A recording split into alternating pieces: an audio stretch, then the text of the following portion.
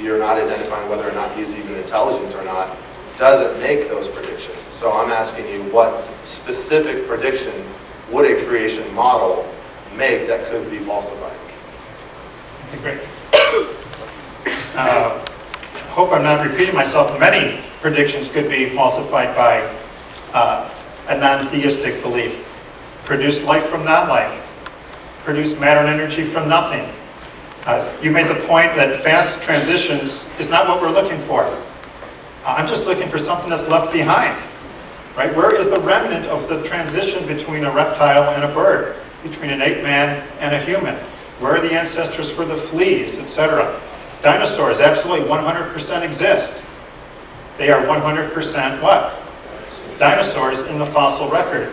So what would falsify my beliefs is a half a leg, half a wing, half a scale, half a feather, half a solid bone, half a hollow bone. The respiratory system of the reptile evolving into a bird. Some evidence of these transformations would be fine, but all we see is the final product. If you remember my chart, my tree of life chart. Oh, I'm going to real quick. I think I got 2 minutes to answer this. Oh, well, forget about it. The top part are all parallel lines. Do you remember? All the branches were deep and buried in the distant past. That chart, the last 100 million years, they're parallel lines. That's creation. Creation believes in parallel lines. Turtles making turtles, hamsters making hamsters, etc. Every birth on the planet supports creation.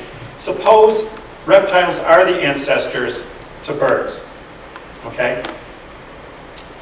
The egg hatches. Ma and Pa look. Dad says, Ma, them front legs, they don't look right. They're becoming wings, let's suppose. What would they do? They would kill it. In nature, they kill their mutants. They don't sit back and say, well, it's evolving into a bird. I'd like just to see the evidence of the transitional forms. Once again, trillions of evidences every day for creation. Reptiles make reptiles, birds make birds.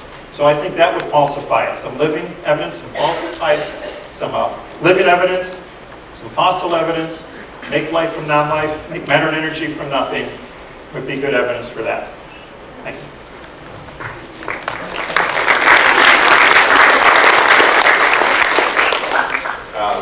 Real quick, that actually wouldn't falsify anything, because again, as I stated before, creation, a creator can do whatever he wants. Unless you invoke a creator of a particular book, in this case I know it happens to be the Bible, that's a different question. But if we're just talking about a creator or a creationist model, there's nothing you can falsify.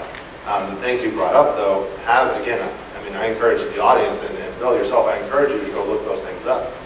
These transitional fossils that you claim are lacking are there. Just go to Google, type in transitional fossils, you'll see lists of them.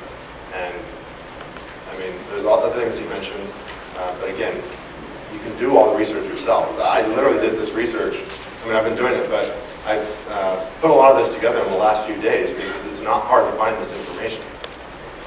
That's it. John, you got one. Can I do a quick vote because he got this? Yes. Okay. Real quickly, I strongly encourage all of you to look for the detailed evidence. Now, we all see magazine articles, newspaper articles. I encourage you to read the articles with a highlighter and highlight what part of the article. The evidence part. A few years ago, LA Times said a new ancestor to man found in northeast China. He was big, he was strong, he was hairy. He lived in the trees. He was found by John Smith of Harvard. The last paragraph of the article on page A8 or something said what was found. 1 inch of a shin bone. Okay? So why wasn't that the first sentence in the article?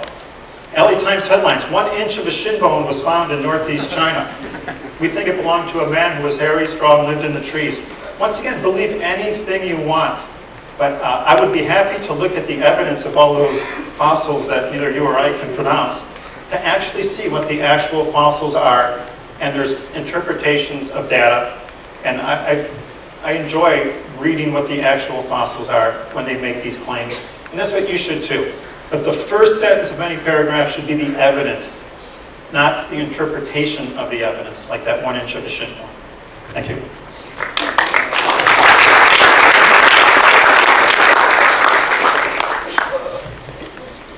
Okay, we're going to get to some of the questions that you all have raised.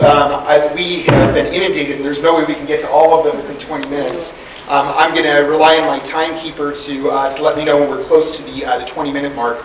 So what we're going to do is we're going to take turns. There have been questions that have been raised for Bill, and then there are some that have been raised for Phil as well. So the first question is directed to Bill. Does attributing creation to a creator stop us from testing? Could you repeat that? Yes. Does attributing creation to a creator, I think what the individual is asking is, if we attribute something to a creator, does that stop us from testing and going through the scientific method? Absolutely not. I believe the scientific cultures that progressed believed in creators, that there was order to life, that there was orders to crop cycles, orders to the solar system, etc. So, of course, many of the great scientists, and I would question the 0.15%. Louis Yoakum, I consider him a man of science who repairs the knees. I would say most people do believe there's a creator. Statistics can tell lies. I think most people in the world of science do believe in that. I believe that there's predictions, there's order to the universe. We saw how we are benefited by predictions that life only comes from non-life. If life could come from non-life and you open a can of Campbell's soup, you could have an eyeball winking at you. You could have all kinds of life. But pasteurization taught that if you kill living organisms and secure it, they're not going to come back to life. So absolutely not. I love science. One reason I was an evolutionist is I truly thought this creationists were a threat to something that I loved. How many people would agree with that? I had only been told, oh, those are wackos, they're anti-science. So when I was an atheist, I said, well, I don't like creationists then because they're picking on something that I love. I love science.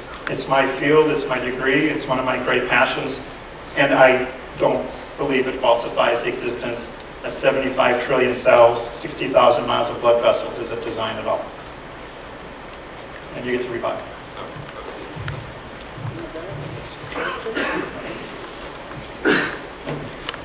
The question was, does attributing anything to a creator stop testing?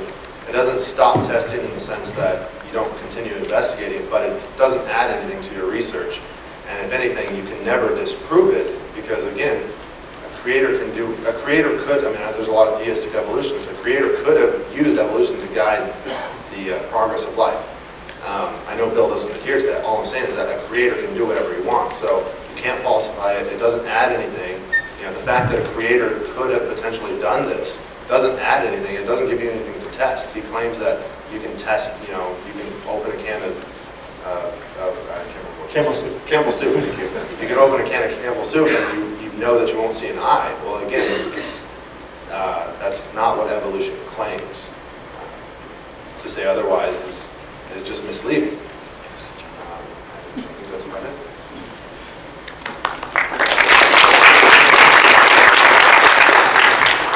All right, the next question is for Phil. The question is it true that ERUs kill the host and make something different? ERVs, excuse me.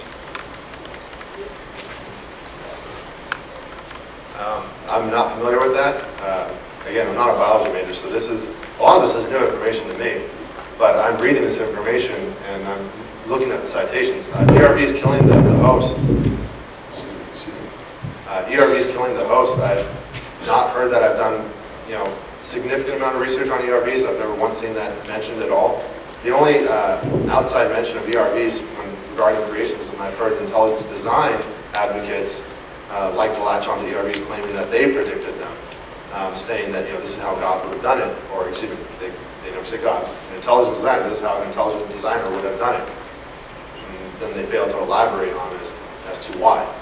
So I've never heard that claim. I can't really respond to it because I'm just not familiar with it. I apologize.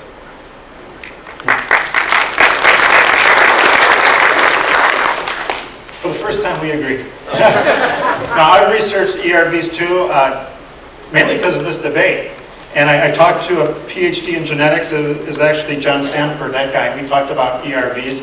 Once again, it's where a virus would attach to a genome and it's traceable. I don't believe that means common ancestry. Dr. John Sanford said if anything,